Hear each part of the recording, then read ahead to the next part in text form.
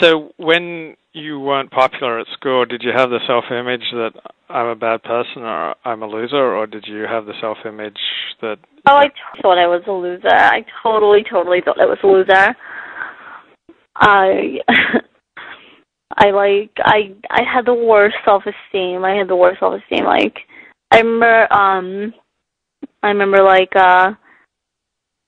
the girls used to wear like Gap sweatshirts. I'm like, I'd never be able to afford that. It was like the pinnacle of like fashion to me. So I was like, I was always very like down on myself, like my classmates are better than me. I'm stupid. I'm nothing. You know. It was like I did have a very low self-esteem. And I was also a pretty ugly kid, so that kind of added to it. When did you bloom and become cute? I would say it wasn't until I was like 21. I mean, I had braces on until I was 21. I was a really ugly kid. I mean, like I said, like I always like rebelled. So I always wanted to be a blonde.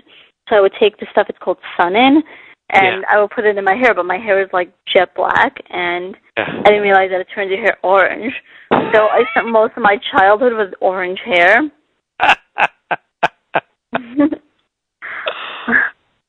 Oh, that's horrible. I would experiment like like one day I remember going to someone's bat mitzvah with a black and white outfit, and I had black hair, and they had these things called hair mascara back in the 90s or early 2000s, whenever it was. And I put like a streak in my hair, so I kind of looked like, but instead of blonde, it came out white. So I kind of looked like Cruella de Vil. I did like a lot of crazy stuff, like to try to make myself like what I thought was prettier, you know? Yeah. But I was really ugly. How old were you, if I may ask, when you first kissed a boy? Oh my gosh, how old was I? I must have been like 16. Yeah, oh, I was 16. That's pretty normal then. Yeah. I always like I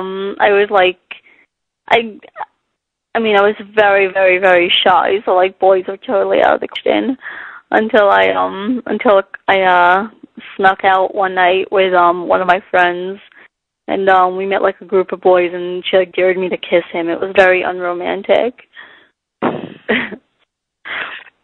And how was the experience? It wasn't a no. It was not at all. It was more like a group of people standing around being like, do it. I'm like, oh, okay. Peer pressure. And how old were you the first time you did it and you liked it? Oh my God. No comment. No comment.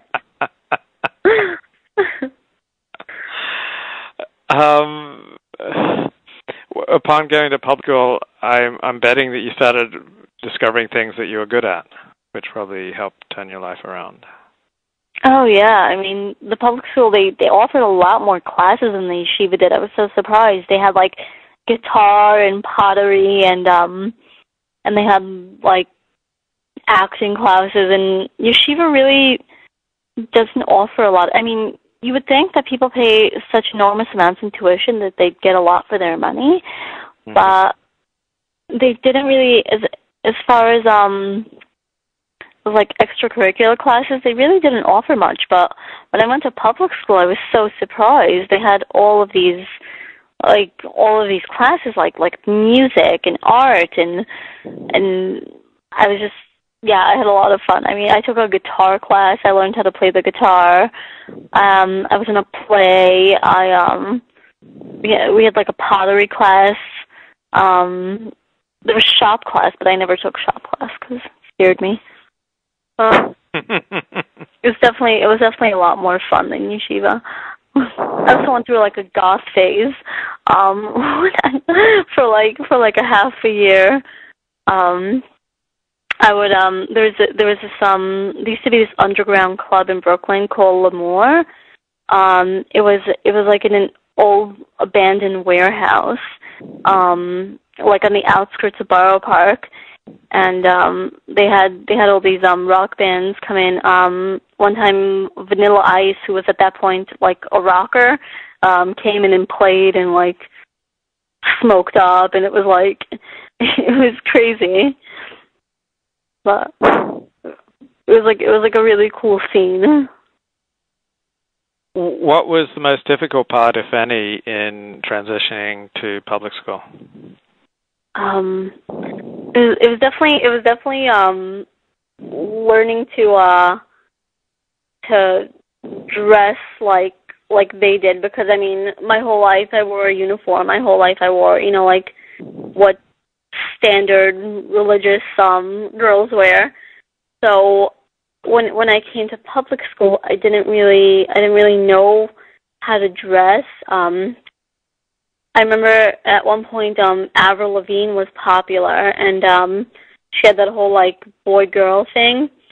So, and she wore ties, and I went into my father's closet and took a white shirt and tie and wore it with like baggy jeans, and I must have looked ridiculous. Like I wore this like old man tie around my neck. And I thought it was so cool. But yeah, it was definitely like getting used to like the different in the difference in lifestyle and culture. It was definitely very interesting.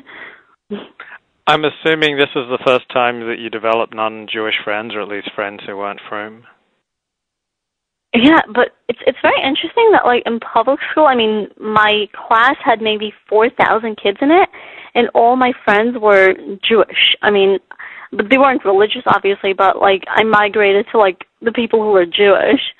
I know, but they didn't they were mostly like Russian immigrants who came to America.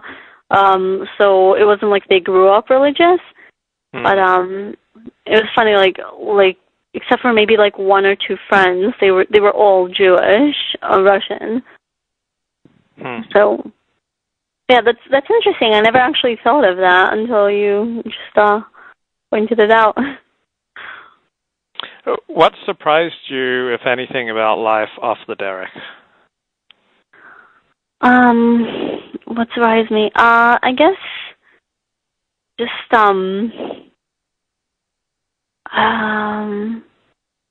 I know it's like I feel like I've just adapted that, like it's so easy now, but what surprised me? I don't know, I can't remember. Just kind of the way I guess the way that people interact with each other, because I came from such a like small sheltered environment, and then I had to interact with so I was always kind of, I guess, grew up with the idea that people who weren't Jewish were bad and scary and just no good, you know? Yeah. I know that sounds racist, but I mean that's kind of the mindset that a lot of religious people have. And you know, I went to public school, and I met people who were Asian, I met people who were black, and people who were Indian, and I was like, hey, what's the big deal? Why are religious people so scared of other people from other cultures? There's nothing wrong with them. They're just like us. I mean, you know what I'm trying to say? Mm-hmm. What did your upbringing tell you about black people? Well, no one ever said, to be against people who are black, but it was just kind of always understood that there was like the us and the them.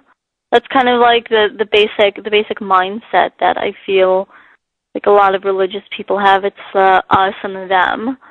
You know, Yeah. even like when I